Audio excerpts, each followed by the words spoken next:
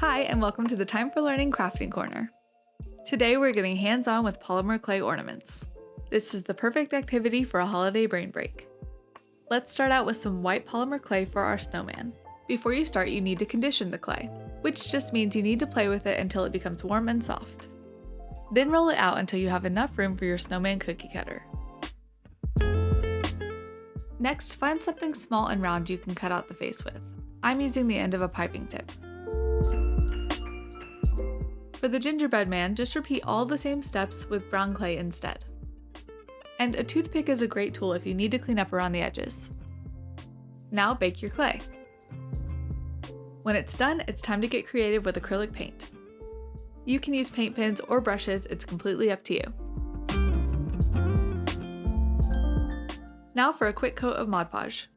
For an extra festive flair, I've gone for the sparkly version. Now pick a photo and print it so the face is the perfect size for the ornament hole. Cut out the picture and glue it on the back. You can use washable glue, but craft glue will work a little bit better.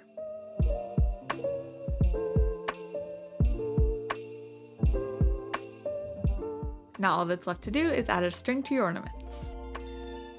Apply a generous dab of glue to the back, and then press in the ends of your string. And now you have a super cute ornament to remember this year. Next up, we have some fun patterned ornaments, so grab 2 colors of clay. For the stripes, cut your clay into small, even pieces. Now roll each piece out into a snake and line them up next to each other.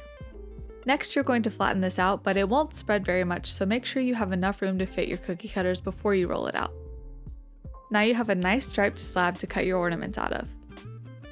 Keep your scraps as you're cutting them out. We're going to use these to make our marbled ornaments. Just gather your scraps, roll them up into a ball, and then flatten them out. Now you can cut out ornaments a few more times until you run out. Before you bake, don't forget to poke a hole in each of them for an ornament hook. After baking, you can coat them in Mod Podge for a glossy look. And finally, it's time to add ornament hooks. If you want to be extra fancy, you can tie a bow onto the hook to make it just a little bit more polished.